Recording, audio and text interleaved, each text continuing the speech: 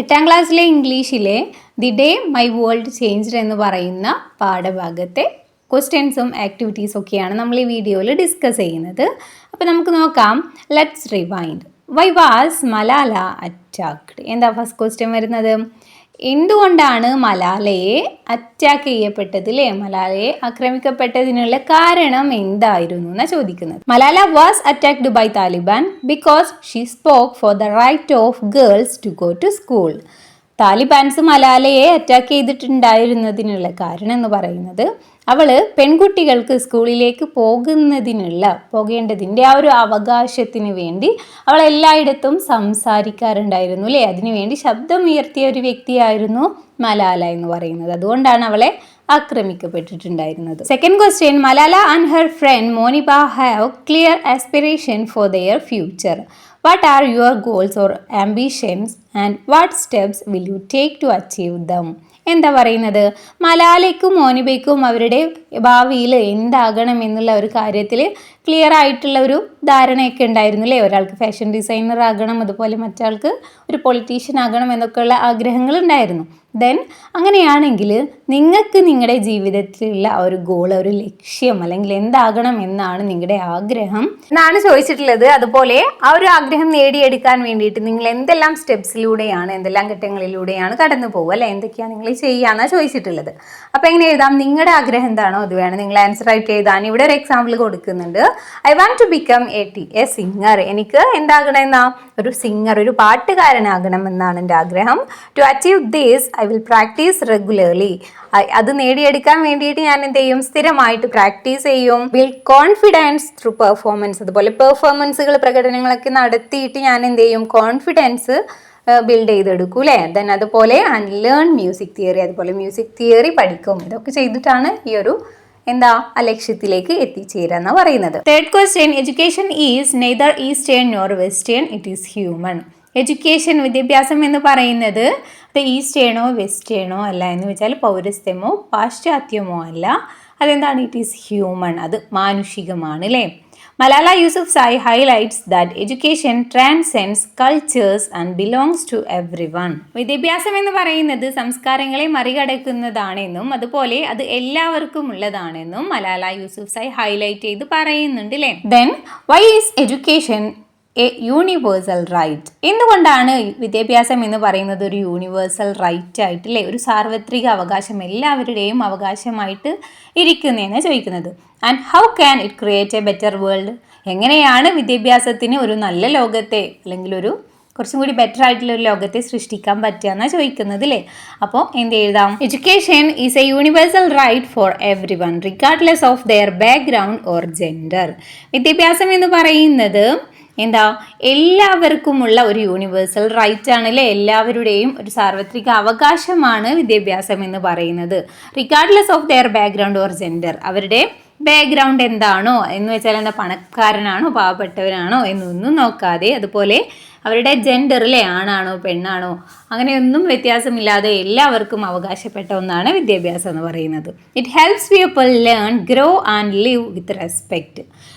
ഈ വിദ്യാഭ്യാസം ആളുകളെ എന്തിനു സഹായിക്കുന്നുണ്ട്? പഠിക്കാനും അതുപോലെ വളരാനും അതുപോലെ ബഹുമാനത്തോടെ റെസ്പെക്റ്റോടെ ജീവിക്കാനും ഹെൽപ്പ് ചെയ്യുന്നുണ്ട്. Also it reduces poverty and creates piece.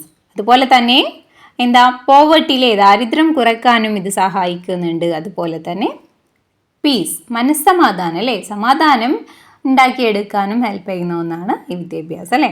ഈ fourth question. Malala strongly advocates for girls right to education despite all the challenges. ഈ എന്ത് പ്രതിസന്ധി നേരിടേണ്ടി വന്നിട്ടാണെങ്കിലും മലാല എന്ത് ചെയ്യുന്നുണ്ട്? അവൾ എപ്പോഴും സ്ട്രോങ് ആയിട്ട് പെൺകുട്ടികളുടെ വിദ്യാഭ്യാസത്തിന് വേണ്ടിയിട്ട് അവൾ പോരാടുന്നുണ്ടായിരുന്നു അല്ലേ. Why do you think education is important for girls and how can society ensure equal opportunities? വിദ്യാഭ്യാസം എന്ന് പറയുന്നത് ഗേൾസിന് പ്രധാനപ്പെട്ട ഇമ്പോർട്ടൻ്റ് ആയിട്ടുള്ള ഒരു കാര്യമാണെന്ന് നിങ്ങൾ ചിന്തിക്കാനുള്ള കാരണം എന്താണെന്നാണ് ചോദിക്കുന്നത്.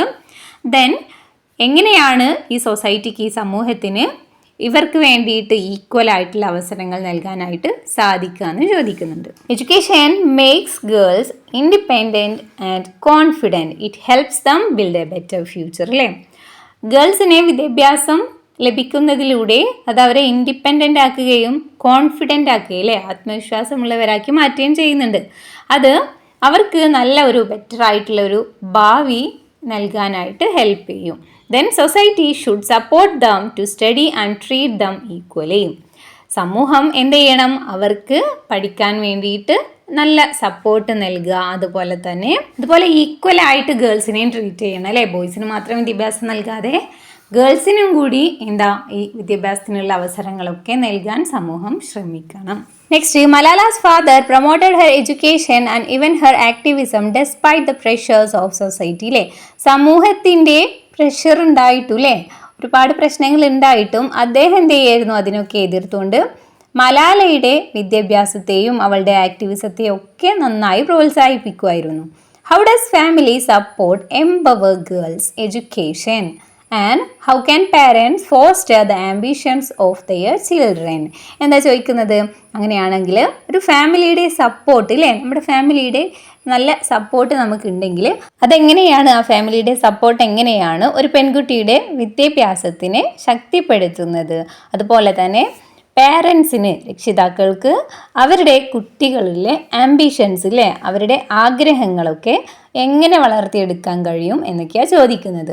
അപ്പോൾ എന്തൊക്കെയാണ് എഴുതാം നമുക്ക്? Family support empowers girls education by providing academic, അതുപോലെ emotional and financial resources. Academic പരമായിട്ടില്ലേ, വിദ്യാഭ്യാസപരമായിട്ടുള്ളതും അതുപോലെ തന്നെ ഇമോഷണൽ ആയിട്ടുള്ള സപ്പോർട്ട് നൽകുന്നതിലൂടെ, അതുപോലെ ഫിനാൻഷ്യൽ ആയിട്ടുള്ള സാമ്പത്തികമായിട്ടുള്ള റിസോഴ്സുകൾ അവർക്ക് നൽകുകയും ഒക്കെ ചെയ്തുകൊണ്ട് ഫാമിലിക്ക് പെൺകുട്ടികളുടെ വിദ്യാഭ്യാസത്തെ ശക്തിപ്പെടുത്താനായിട്ട് പറ്റും.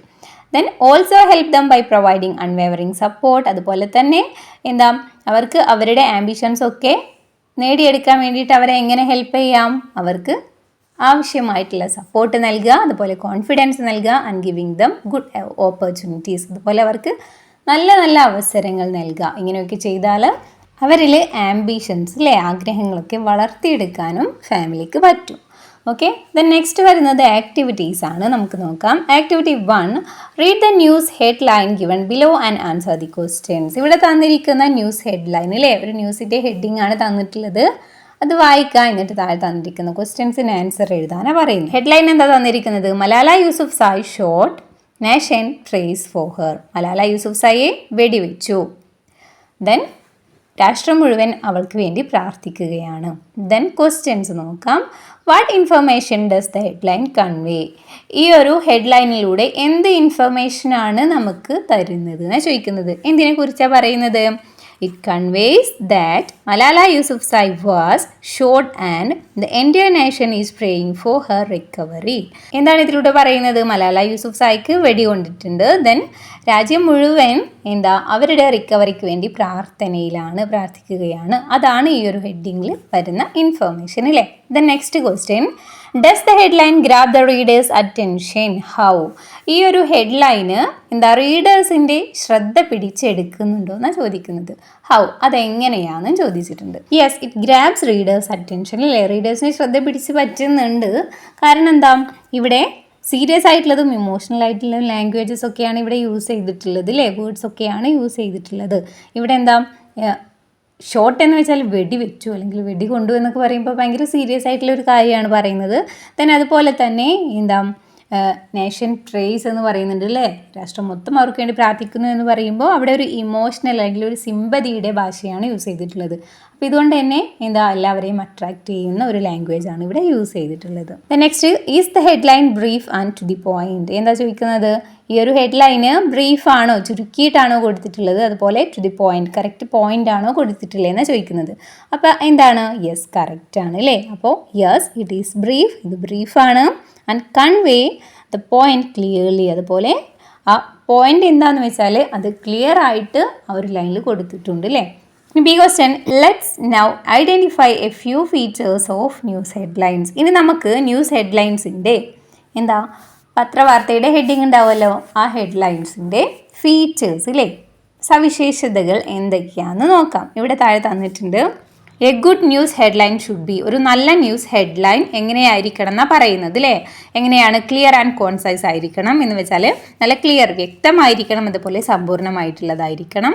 ദെൻ എൻഗേജിങ് ആൻഡ് ആക്യുറേറ്റ് ആയിരിക്കണം അല്ലേ. എൻഗേജിങ് എന്ന് വെച്ചാൽ എന്താ? നമ്മളെ അതിലേക്ക് ആകർഷിക്കുന്ന തരത്തിൽ അല്ലെങ്കിൽ നമ്മൾ അതിൽ മുഴുകി പോകുന്ന തരത്തിലുള്ള ന്യൂസ് ആയിരിക്കണം. ആൻഡ് ആക്യുറേറ്റ്, അതുപോലെ കൃത്യമായിട്ടുള്ളതായിരിക്കണം. നെക്സ്റ്റ് കാച്ചി ആൻഡ് ക്രിസ്പി. കാച്ചി എന്ന് വെച്ചാൽ എന്താ? നമുക്ക് കാണുമ്പോൾ തന്നെ നമ്മൾ കണ്ണുടക്കുന്ന തരത്തിലുള്ള, പെട്ടെന്ന് വായിക്കാൻ തോന്നുന്ന തരത്തിലുള്ള ഒരു ഹെഡ്ലൈൻ ആയിരിക്കണം. ആൻഡ് ക്രിസ്പ് ആയിരിക്കണം. ക്രിസ്പ് എന്ന് വെച്ചാൽ ഷോർട്ട് ആയിരിക്കും, പക്ഷെ അതിൽ വിശദമായ വിവരങ്ങൾ ഉണ്ടായിരിക്കണം. നെക്സ്റ്റ് സിമ്പിൾ ആൻഡ് ഡയറക്റ്റ് എന്ന് എഴുതാം അല്ലേ. സിമ്പിൾ ആയിരിക്കണം, അതുപോലെ ഡയറക്റ്റ് ആയിട്ട് ആ കാര്യം പറയുന്നതായിരിക്കണം അല്ലേ.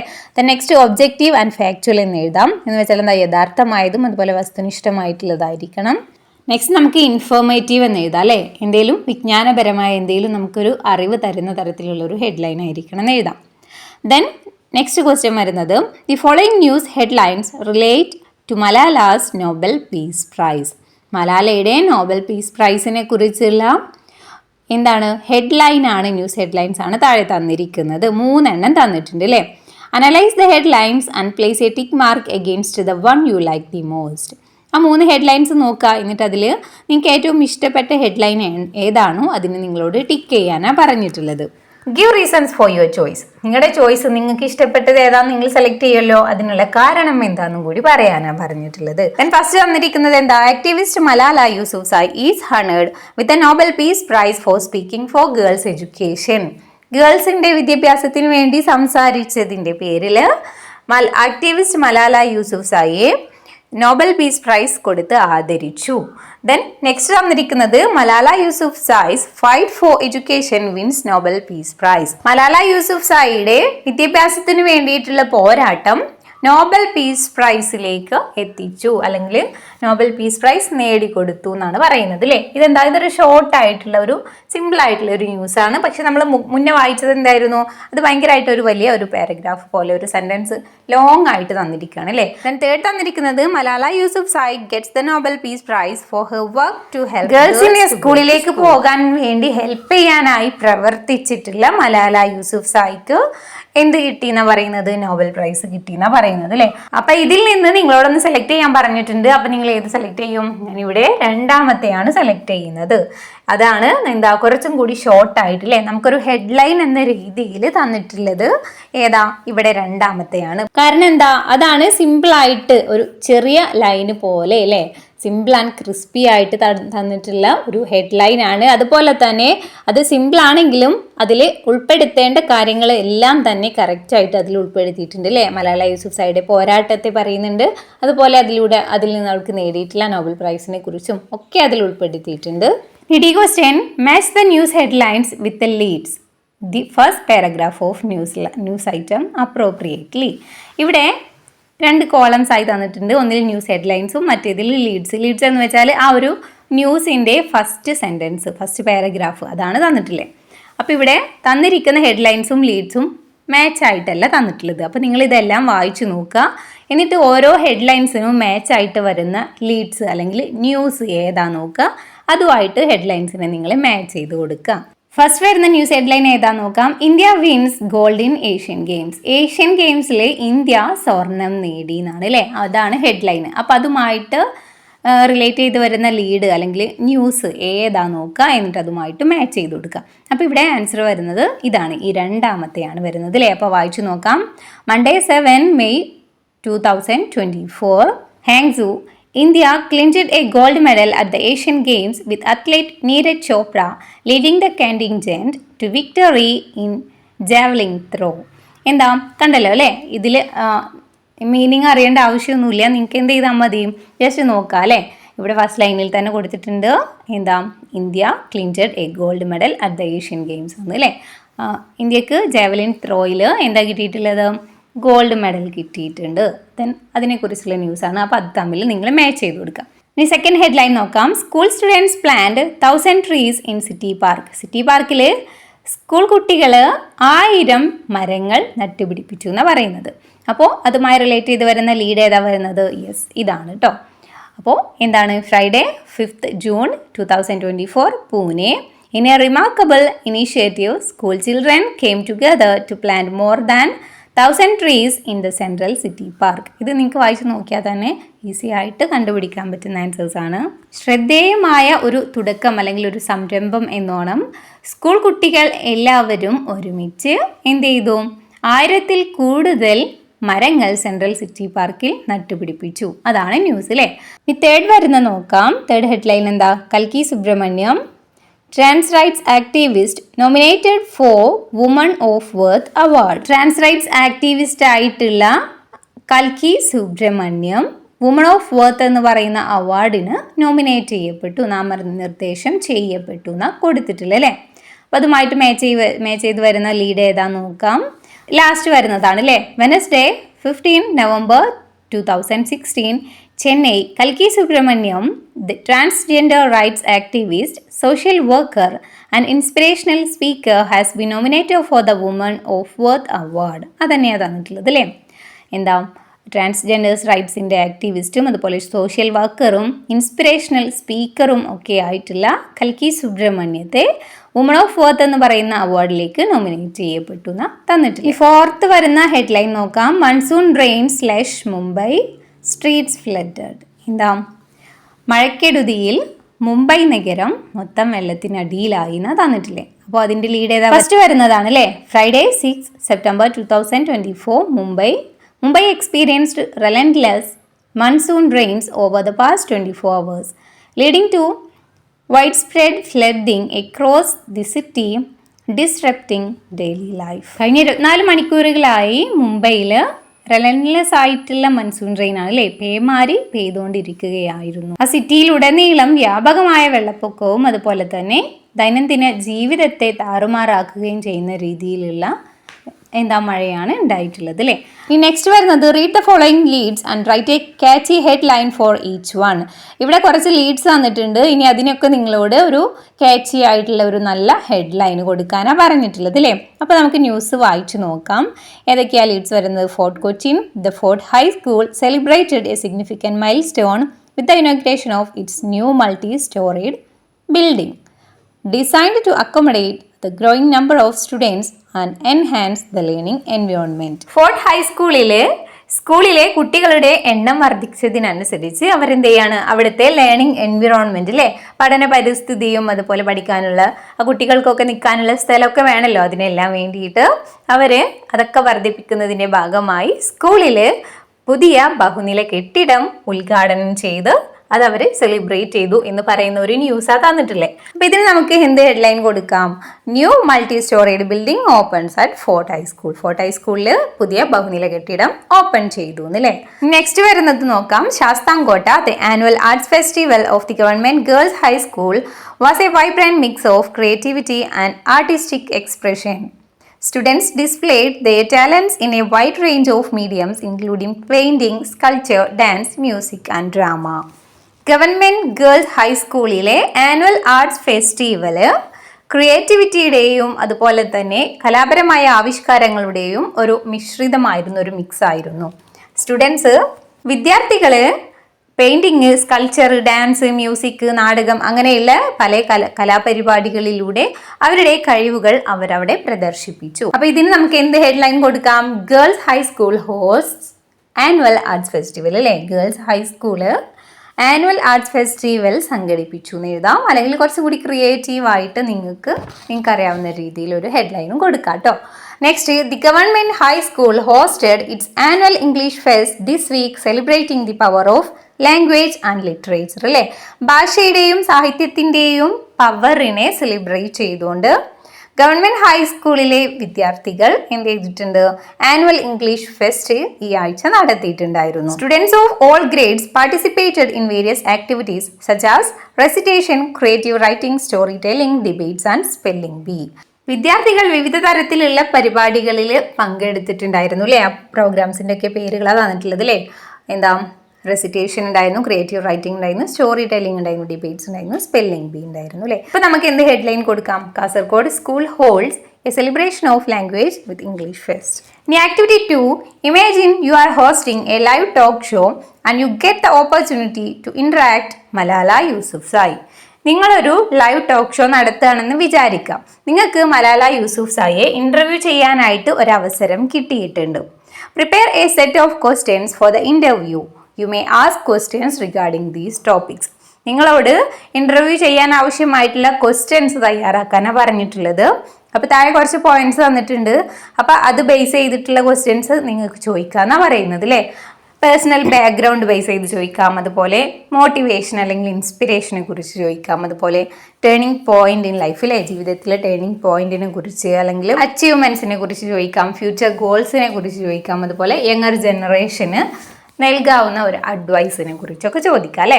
അപ്പോൾ നമുക്ക് എന്തൊക്കെ ക്വസ്റ്റ്യൻസ് കൊടുക്കാം? ഇവിടെ രണ്ടെണ്ണം തന്നിട്ടുണ്ട്. Can you tell us about your early childhood? Early ചൈൽഡ്ഹുഡിനെ കുറിച്ച് ബാല്യകാലത്തെ കുറിച്ച് പറയാനാണ് പറയുന്നത് അല്ലേ. The next, what inspired you to fight for education? എഡ്യൂക്കേഷന് വേണ്ടിയിട്ട് പോരാടാനായിട്ട് എന്താണ് നിങ്ങൾക്ക് പ്രചോദനമായത്? Next, what was the turning point in your life? നിങ്ങളുടെ ജീവിതത്തിലെ ടേണിംഗ് പോയിന്റ് എന്തായിരുന്നു ചോദിക്കാം. Then why do you believe girls education is essential for society? Girls education എന്ന് പറയുന്നത് ഇന്നത്തെ സമൂഹത്തിൽ അത്യാവശ്യമാണ് എന്ന് നിങ്ങൾ വിശ്വസിക്കാനുള്ള കാരണം എന്താണെന്നാണ് ചോദിക്കുന്നത്. Then third question, what are the challenges you faced in your journey? നിങ്ങളുടെ ഈ ഒരു യാത്രയിൽ നിങ്ങൾ ഫേസ് ചെയ്തിട്ടുള്ള ചലഞ്ചസ് എന്തൊക്കെയാണ്? Then what are your future goals? നിങ്ങളുടെ ഭാവി ലക്ഷ്യങ്ങൾ എന്തൊക്കെയാണെന്ന് ചോദിക്കാം. Then how did you feel when you win the Nobel piece Prize? Nobel piece Prize ലഭിച്ചപ്പോൾ നിങ്ങൾക്ക് എന്താ ഫീൽ ചെയ്തത്? Then what message would you like to give to younger generation? ഈ യുവ തലമുറയ്ക്ക് നിങ്ങൾക്ക് നൽകാനുള്ള മെസ്സേജ് സന്ദേശം എന്താണ്? Because now using the questions you have prepared, conduct an interview with Malala. ഇപ്പം നിങ്ങൾ തയ്യാറാക്കിയ ക്വസ്റ്റ്യൻസ് ഉണ്ടല്ലോ, അത് വെച്ചിട്ട് മലാലയെ ഒരു ഇന്റർവ്യൂ നടത്താനാണ് പറയുന്നത്. എന്ന് വെച്ചാൽ എന്താ, നമ്മളിപ്പോൾ തയ്യാറാക്കിയ ക്വസ്റ്റ്യൻസ് ഉണ്ടല്ലോ, അതിന് മലാല പറയുന്ന ആൻസേഴ്സ് എന്തൊക്കെയായിരിക്കും അതൊക്കെ ഉൾപ്പെടുത്തിയിട്ട് ഒരു സംഭാഷണം രീതിയിൽ എഴുതുക. അപ്പോൾ ഇവിടെ താഴെ തന്നിട്ടുണ്ട് അല്ലേ, ഹോസ്റ്റ് മലാല എന്നിങ്ങനെ എഴുതിയിട്ടുണ്ട്. അപ്പോൾ അവിടെ നിങ്ങൾ എഴുതി ഫിൽ ചെയ്ത് കൊടുക്കാം. എന്തൊക്കെ എഴുതാം? Host, welcome, can you tell us about your childhood? നിങ്ങൾക്ക് നിങ്ങളുടെ ചൈൽഡ്ഹുഡിനെ കുറിച്ച് പറയാമോ എന്ന് ചോദിക്കാം അല്ലേ. Malala, I was born in Mingora, Pakistan. As a child I love studying very much. ഞാൻ പാകിസ്ഥാനിലെ മിങ്കോറയിലാണ് ജനിച്ചിട്ടുള്ളത്. ഒരു ചെറിയ കുട്ടിയായിരിക്കുന്ന ടൈമിൽ എനിക്ക് പഠിക്കാൻ ഒരുപാട് ഇഷ്ടമായിരുന്നു എന്ന് പറയാണ്. Then host, what inspired you to fight for education? എഡ്യൂക്കേഷന് വേണ്ടിയും പോരാടാൻ നിങ്ങളെ ഇൻസ്പയർ ചെയ്തത് എന്താണെന്ന് ചോദിക്കുകയാണ്. അപ്പോൾ Malala, because there are so many children struggling without education in our country. നമ്മുടെ രാജ്യത്ത് വിദ്യാഭ്യാസമില്ലാത്തത് കാരണം സ്ട്രഗിൾ ചെയ്യുന്ന ഒരുപാട് കുട്ടികളുണ്ട് അല്ലേ. അതാണ് എന്താ വിദ്യാഭ്യാസത്തിന് വേണ്ടി പോരാടാൻ എന്നെ ഇൻസ്പയർ ആക്കിയിട്ടുള്ളത്. The next question, why do you believe girls education is essential for society? എന്താ ഗേൾസിന് വിദ്യാഭ്യാസം ഇന്നത്തെ സമൂഹത്തിൽ എന്താ നിർബന്ധമാണെന്ന് വിശ്വസിക്കാനുള്ള കാരണം എന്താ ചോദിക്കുന്നത്. അപ്പോൾ എന്താ പറയുന്നത്? It empowers girls find a place in society to become independent. കാരണം ഗേൾസിന് വിദ്യാഭ്യാസം ഉണ്ടായി കഴിഞ്ഞാൽ അവർക്ക് ഇന്നത്തെ സൊസൈറ്റിയിൽ ഒരു സ്ഥാനം ലഭിക്കൂലേ, അതുപോലെ ഇൻഡിപെൻഡൻ്റ് ആകാനും അവരെ കൊണ്ട് പറ്റും. Next, what are the challenges you faced in your journey? നിങ്ങളുടെ ഈ ഒരു ജേർണിയിൽ നിങ്ങൾ നേരിട്ടിട്ടുള്ള ചലഞ്ചസ് എന്തൊക്കെയാണ് ചോദിക്കുന്നത് അല്ലേ. അപ്പോൾ എന്താ പറയുന്നത്? I faced so many threats but I never give up. ഞാൻ ഒരുപാട് ഭീഷണികൾ നേരിട്ടിട്ടുണ്ട്, ഫേസ് ചെയ്തിട്ടുണ്ട്, പക്ഷെ ഞാൻ അവിടെ ഒന്നും വിട്ടുകൊടുത്തിട്ടില്ല. Next question, what are your future goal? നിങ്ങളുടെ ഭാവിയിലെ ലക്ഷ്യം എന്താണെന്ന് ചോദിക്കുക അല്ലേ. അപ്പോൾ മലാല എന്താ പറയുന്നത്? I want every girl get proper education, I have to work for it. എനിക്ക് എല്ലാ പെൺകുട്ടികൾക്കും പ്രോപ്പർ ആയിട്ടുള്ള വിദ്യാഭ്യാസം കിട്ടണം എന്നതാണ് എൻ്റെ ലക്ഷ്യം എന്ന് പറയുന്നത് അല്ലേ. എനിക്കതിന് വേണ്ടിയിട്ടാണ് വർക്ക് ചെയ്യേണ്ടത്. The next question, how did you feel when you win the Nobel prize? Nobel prize ലഭിച്ച സമയത്ത് നിങ്ങൾക്ക് എന്താണ് ഫീൽ ചെയ്തത് എന്നാണ് ചോദിക്കുന്നത്. ഇപ്പം എന്താ പറയുന്നത്? I felt so happy. എനിക്ക് ഒരുപാട് സന്തോഷമായി. And it is a big honour for me. എനിക്ക് കിട്ടിയ ഒരു വലിയൊരു ആദരവ് തന്നെയായിരുന്നു അത്. The last question, what message did you like to give to younger generation? യുവതലമുറയ്ക്ക് നിങ്ങൾക്ക് നൽകാനുള്ള മെസ്സേജ് എന്താണെന്നാണ് ചോദിക്കുന്നത് അല്ലേ. അപ്പോൾ മലയാളം എന്താ പറയുന്നത്? Education is A powerful tool, it can change your life. Education എന്ന് പറയുന്നത് ഒരു പവർഫുൾ ആയിട്ടുള്ള ഉപകരണം തന്നെയാണ്, നിങ്ങളുടെ ജീവിതത്തെ തന്നെ അതിന് മാറ്റിമറിക്കാൻ കഴിയും. അപ്പോൾ ഈ രീതിയിൽ നിങ്ങൾ എഴുതാം. Next activity 1, the narrator of a prescription for life visits the doctor to discuss the various diseases he believed he had. A prescription for life എന്ന് പറയുന്ന പാഠഭാഗത്ത് അദ്ദേഹത്തിന് ഒരുപാട് അസുഖങ്ങളുണ്ടെന്ന് വിചാരിക്കുന്നുണ്ട് അല്ലേ. എന്നിട്ടൊരു ഡോക്ടറെ പോയി കാണുന്നുണ്ട്. If you have an eye related illness, which specialist would you consult? നിങ്ങൾക്കൊരു ഐ റിലേറ്റഡ് ആയിട്ട് അല്ലേ, കണ്ണ് സംബന്ധമായിട്ടുള്ള എന്തെങ്കിലും ഒരു അസുഖമുണ്ടെന്ന് വിചാരിക്കാം. നിങ്ങൾ ഏത് ഡോക്ടറെയാണ് നിങ്ങൾ പോയി കാണിക്കുക എന്നാ ചോദിക്കുന്നത് അല്ലേ. ആ ഡോക്ടർക്ക് നമ്മൾ എന്താ, ഓരോ വിഭാഗത്തിലുള്ള ഡോക്ടേഴ്സിനും ഓരോ പേരുണ്ട് അല്ലേ. അപ്പോൾ നിങ്ങൾ ഐ റിലേറ്റഡ് ആയിട്ടുള്ള കണ്ണുമായി ബന്ധപ്പെട്ട എന്തെങ്കിലും അസുഖം ഉണ്ടെങ്കിൽ അത് നിങ്ങൾ കാണിക്കാൻ പോകുന്ന ഡോക്ടർക്ക് നിങ്ങൾ എന്താ പറയാന്ന് ചോദിക്കുന്നത്. അപ്പോൾ എന്താ പറയുക, നമ്മൾ ഒഫ്താൽമോളജിസ്റ്റ് എന്നാണ് അതിന് പറയാം. B question, study the table below and match the titles of specialist doctors with their areas of specialization. ഇവിടെ ഒരു ടേബിൾ തന്നിട്ടുണ്ട് അല്ലേ. ആ ടേബിളിൽ ഒരുപാട് ഡോക്ടേഴ്സ്, നമ്മളിപ്പോൾ മുകളിൽ കണ്ണിൻ്റെ സ്പെഷ്യൽ ഡോക്ടറിനൊക്കെ എന്ത് പറയുമെന്ന് പറഞ്ഞു അല്ലേ, അതുപോലെ ഓരോ സ്പെഷ്യൽ ആയിട്ടുള്ള ഡോക്ടേഴ്സിനെ കുറിച്ചാണ് തന്നിട്ടുള്ളത് അല്ലേ. അതിൻ്റെ പേരുകൾ തന്നിട്ടുണ്ട്. ദെൻ ആ ഓരോ പേരിൽ അറിയപ്പെടുന്ന സ്പെഷ്യലിസ്റ്റ് ആയിട്ടുള്ള ഡോക്ടേഴ്സിൻ്റെയും ഏരിയാസ് ഏതൊക്കെയാണ് അല്ലേ. അപ്പോൾ നമ്മൾ കണ്ണിൻ്റെ ഡോക്ടേഴ്സിനെ നമ്മൾ ഒഫ്താൽമോളജിസ്റ്റ് എന്ന് പറഞ്ഞു. അതുപോലെ ഇവിടെ താഴെ ഓരോ വിഭാഗത്തിൻ്റെയും പേരുകൾ തന്നിട്ടുണ്ട്. നിങ്ങൾ എന്ത് ചെയ്യാം, ഇത് മാച്ച് ആയിട്ടല്ല തന്നിട്ടുള്ളത്, ഇത് നിങ്ങൾ എന്ത് ചെയ്യണം, മാച്ച് ചെയ്യണം അല്ലേ. ഫസ്റ്റ് വരുന്നത് ഓർത്തോപെഡിസ്റ്റ് ആണ് അല്ലേ. ഓർത്തോപെഡിസ്റ്റ് എന്ന് വെച്ചാൽ ഏത് ഏരിയയെ സ്പെഷ്യലൈസ് ചെയ്തിട്ടുള്ള ഡോക്ടറാണ്? യെസ്, ഇവിടെ പറയുന്നുണ്ട് ബോൺസ്, അതുപോലെ ജോയിൻറ്റ്സ് ആൻഡ് മസിൽസ് അല്ലേ, ഇതുമായി റിലേറ്റ് ചെയ്തിട്ടുള്ളതാണ്. നമ്മുടെ എല്ല്, അതുപോലെ ജോയിൻറ്റുകൾ, അതുപോലെ മസിൽസ് അല്ലേ, നമ്മുടെ പേശികൾ, അവർക്കൊക്കെ എന്തെങ്കിലും പറ്റിയാൽ അതൊക്കെ നമ്മൾ കാണിക്കാൻ പോകുന്ന ഡോക്ടർ, അതിൻ്റെ സ്പെഷ്യലിസ്റ്റ് ആയിട്ടുള്ള ഡോക്ടറെയാണ് നമ്മൾ ഓർത്തോപീഡിസ്റ്റ് എന്ന് പറയാം. പിന്നെ സെക്കൻഡ് വരുന്നത് ഗൈനക്കോളജിസ്റ്റ് ആണ്. ഗൈനക്കോളജിസ്റ്റ് എന്ന് വെച്ചാൽ ഏതിൽ വരുന്നത്? ഫീമെയിൽ റീപ്രൊഡക്റ്റീവ് സിസ്റ്റം, ആ ഒരു ഏരിയയിൽ സ്പെഷ്യലൈസ് ചെയ്തിട്ടുള്ള ഡോക്ടേഴ്സാണ്. എന്ന് വെച്ചാൽ സ്ത്രീകളുടെ പ്രത്യുൽപാദന വ്യവസ്ഥ എന്ന് വെച്ചാൽ പ്രസവം, അതൊക്കെ റിലേറ്റ് ചെയ്തിട്ട് അതൊക്കെ നോക്കുന്ന ഡോക്ടേഴ്സിനെയാണ് നമ്മൾ ഗൈനക്കോളജിസ്റ്റ് എന്ന് പറയാം. ദെൻ നെക്സ്റ്റ് വരുന്നത് പീഡിയാട്രീഷ്യൻ. പീഡിയാട്രീഷ്യൻ എന്ന് വെച്ചാൽ ഹെൽത്ത് കെയർ ഫോർ ചിൽഡ്രൻ, കുട്ടികളുടെ ആരോഗ്യ സംരക്ഷണം അല്ലേ. കുട്ടികളുടെ ഡോക്ടേഴ്സ് ഉണ്ടാവില്ലേ, അവരെയാണ് നമ്മൾ പീഡിയാട്രീഷ്യൻ എന്ന് പറയാം. നെക്സ്റ്റ് വരുന്നത് ഒഫ്താൽമോളജിസ്റ്റ് ആണ്. അതേതാണ്? നമ്മൾ ആദ്യം പറഞ്ഞു അല്ലേ, ഐ ഡിസീസസ് ആൻഡ് ഡിസോർഡേഴ്സ്, കണ്ണുമായിട്ട് ബന്ധപ്പെട്ടിട്ടുള്ള അസുഖങ്ങളൊക്കെ ഉണ്ടാവില്ലേ, അവർ കാണിക്കുന്നതാണ് ഒഫ്താൽമോളജിസ്റ്റിന് അല്ലേ. നെക്സ്റ്റ് വരുന്നത് കാർഡിയോളജിസ്റ്റ് ആണ് അല്ലേ. അപ്പോൾ അത് ഏതുമായി റിലേറ്റ് ചെയ്തിട്ടുള്ളതാ, ഏത് ഏരിയയിൽ സ്പെഷ്യലൈസ് ചെയ്തിട്ടുള്ളതാ? ഹാർട്ട് ആൻഡ് കാർഡിയോവസ്കുലർ സിസ്റ്റം, നമ്മുടെ ഹൃദയപരമായിട്ടുള്ള അല്ലേ, ഹൃദയത്തിൻ്റെയൊക്കെ എന്തെങ്കിലും പ്രോബ്ലംസ് ഉണ്ടെങ്കിൽ അതൊക്കെ കാണിക്കുന്ന ഡോക്ടേഴ്സിനെയാണ് നമ്മൾ കാർഡിയോളജിസ്റ്റ് എന്ന് പറയാം. ദെൻ നെക്സ്റ്റ് വരുന്നത് ഡെർമറ്റോളജിസ്റ്റ് ആണ് അല്ലേ. ഡെർമറ്റോളജിസ്റ്റ് എന്ന് വെച്ചാൽ നമ്മുടെ സ്കിന്ന്, ഹെയർ ആൻഡ് നെയിൽസ് അല്ലേ, നമ്മുടെ സ്കിന്നിന് എന്തെങ്കിലും പ്രശ്നം ഉണ്ടെങ്കിൽ നമ്മളെ മുടി കൊഴിച്ചിൽ അങ്ങനെയുള്ള അസുഖങ്ങൾക്കൊക്കെ കാണിക്കുന്ന ഡോക്ടേഴ്സാണ് dermatologist. Then next seventh one neurologist അല്ലേ. ന്യൂറോളജിസ്റ്റ് എന്ന് വെച്ചാൽ നെർവസ് സിസ്റ്റം, അതുപോലെ ബ്രെയിന്, സ്പൈനൽ കോഡ് ആൻഡ് നെർവ്സ് അല്ലേ.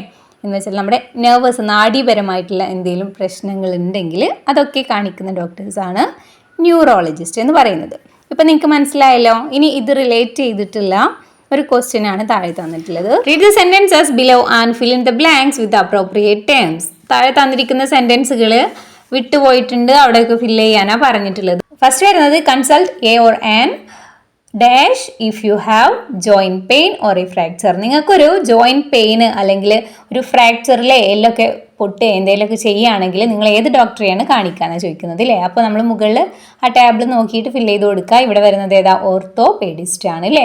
അപ്പോൾ ആൻ ഓർത്തോപെഡിസ്റ്റ് എന്ന് എഴുതാം. Second one, visit a or an dash for regular checkups, hormonal issues or female health problems അല്ലേ.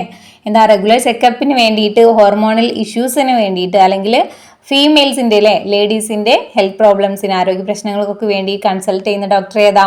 നമ്മൾ ആദ്യം പറഞ്ഞിട്ടുണ്ട് അല്ലേ, ഗൈനക്കോളജിസ്റ്റ് ആണ് അവിടെ വരുന്നത്. അപ്പോൾ എ ഗൈനക്കോളജിസ്റ്റ്. ഇവിടെ എ ആണോ ആൻ ആണോ എന്ന് നിങ്ങൾ കറക്റ്റാക്കി എഴുതാനുണ്ട്. അപ്പോൾ നിങ്ങൾക്ക് അറിയാമല്ലോ, വൊവൽ സൗണ്ട്സിൻ്റെ ഫ്രണ്ടിലാണ് നമ്മൾ ആൻ കൊടുക്കുക അല്ലേ. അപ്പോൾ ജി വൊവൽ സൗണ്ട് അല്ല, അപ്പോൾ നമ്മൾ എ കൊടുക്കുക. Third question, go to a or an dash if you have problems with your eyesight. നിങ്ങൾക്ക് കാഴ്ചശക്തിക്ക് എന്തെങ്കിലും പ്രോബ്ലംസ് ഉണ്ടെങ്കിൽ നിങ്ങൾ ഏത് ഡോക്ടറെ പോയി കാണാനാണ് പറയുന്നത്? യെസ്, ഒഫ്താൽമോളജിസ്റ്റ് അല്ലേ, ആൻ ഒഫ്താൽമോളജിസ്റ്റ് എന്ന് എഴുതാം. ദെൻ ഫോർത്ത് വരുന്നത് call on A or an dash if you have severe chest pain. നിങ്ങൾക്ക് ചെസ്റ്റ് പെയിൻ അല്ലേ, നെഞ്ഞുവേദന ഉണ്ടെങ്കിൽ നിങ്ങൾ എന്ത് ചെയ്യണം?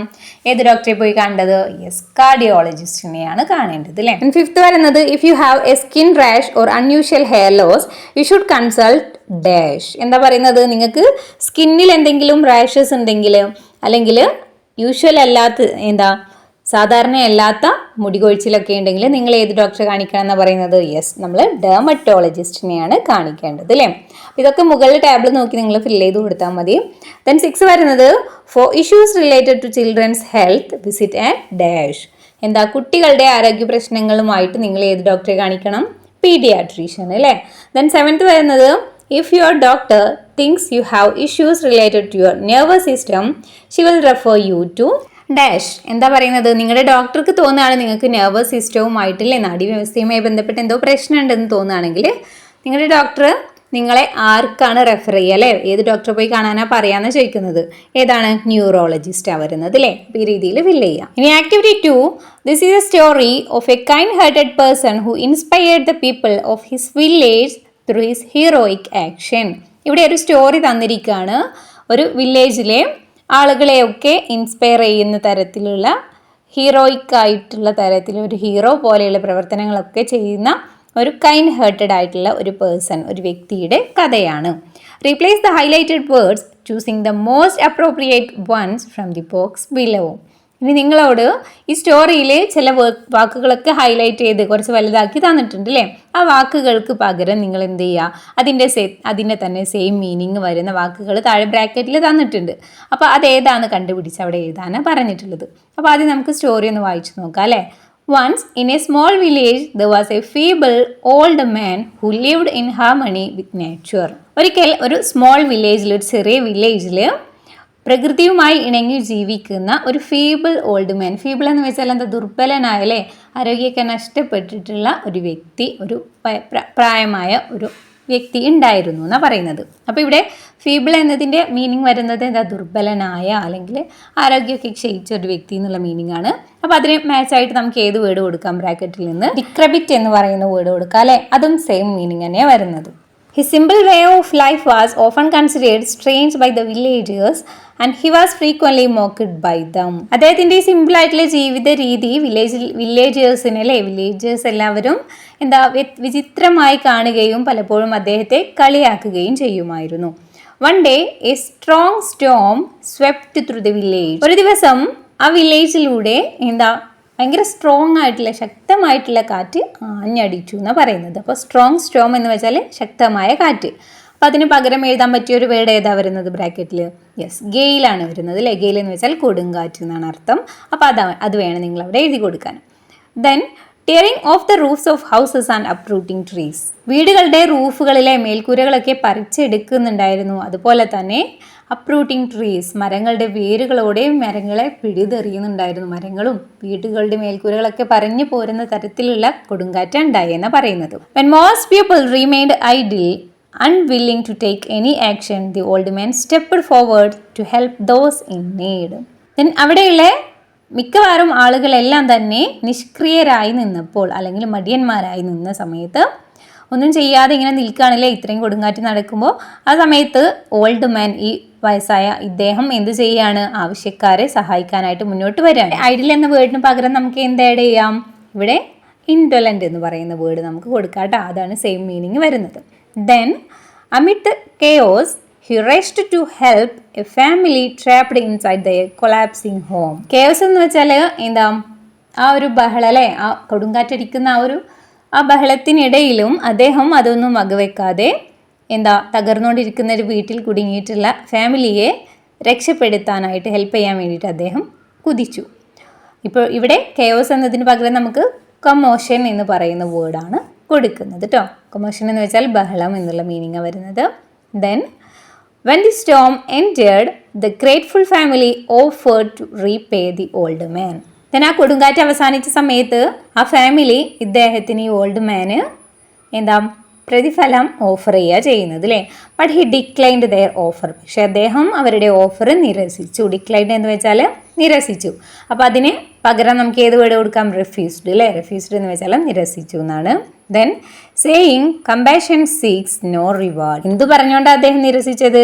കമ്പാഷൻ സീക്സ് നോ റിവാർഡ് അല്ലേ. കരുണ പ്രതിഫലം തേടുന്നില്ല എന്ന് അദ്ദേഹം പറഞ്ഞത് അല്ലേ. കാരണം അദ്ദേഹം കാരുണ്യമുള്ളൊരു പ്രവൃത്തിയാണ് ചെയ്തത്, അല്ലാതെ പ്രതിഫലം ആഗ്രഹിച്ച് ചെയ്തതല്ല. Inspired by his courage and selflessness, the villagers united to rebuild their homes. Then അദ്ദേഹത്തിൻ്റെ ധൈര്യവും അതുപോലെ സെൽഫ്ലെസ്നെസ്സിലെ നിസ്വാർത്ഥതയും ഒക്കെ കണ്ട് ഇൻസ്പയർഡ് ആയിട്ട് ആ വില്ലേജേഴ്സ് എല്ലാവരും എന്ത് ചെയ്യാണ്, അവരുടെ വീടുകളൊക്കെ നിർമ്മിക്കാൻ വേണ്ടിയിട്ട് ഒന്നിച്ചുകൂടുക ചെയ്യുന്നത്. Even in the darkness moments kindness and empathy can lead us forward. ഏറ്റവും ഇരുണ്ട നിമിഷങ്ങളിൽ പോലും കൈൻഡ്നസും എംപതിയും, ദയയും സഹാനുഭൂതിയും ഒക്കെ നമ്മെ മുന്നോട്ട് നയിക്കുമെന്നാണ് പറയുന്നത്. അപ്പോൾ ഇതാണ് ഇവിടെ തന്നിട്ടുള്ള സ്റ്റോറി അല്ലേ. അപ്പോൾ മനസ്സിലായല്ലോ. ദെൻ ഇത്ര ആക്ടിവിറ്റീസേ നമ്മൾ ഈ വീഡിയോയിൽ ഡിസ്കസ് ചെയ്യുന്നുള്ളൂ. ബാക്കിയുള്ള ആക്ടിവിറ്റീസുമായിട്ട് നമുക്ക് നെക്സ്റ്റ് വീഡിയോയിൽ കാണാം.